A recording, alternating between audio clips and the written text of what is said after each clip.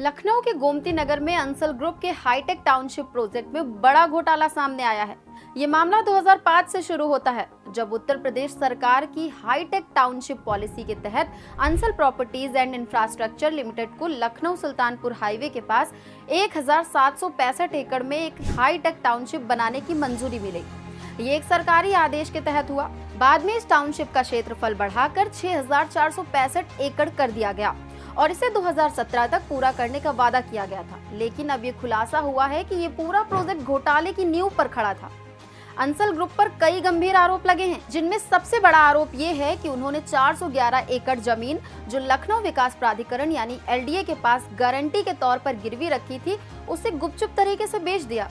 इतना ही नहीं, कंपनी ने सरकार की जमीन, नहर, सड़क और तालाबों को भी अपने प्रोजेक्ट का हिस्सा बना लिया, बिना उन्हें खरीदे ही, और यहाँ तक कि नियमों का पालन तक नहीं किया।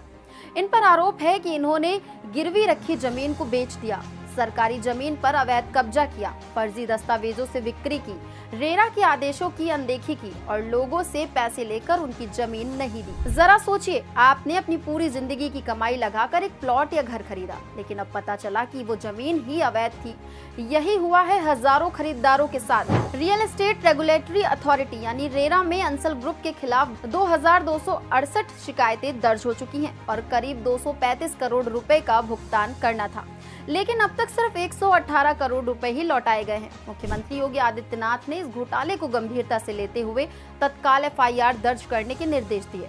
पुलिस ने गोमती नगर थाने में कंपनी और इसके प्रमोटरों पर धोखाधड़ी, साजिश, सरकारी नियमों के उल्लंघन और संगठित अपराध जैसी धाराओं में केस दर्ज किया है। फिलहाल इस मामले में अभी तक किसी की गिरफ्तारी नहीं हुई है, लेकिन पुलिस जांच तेजी से जारी है।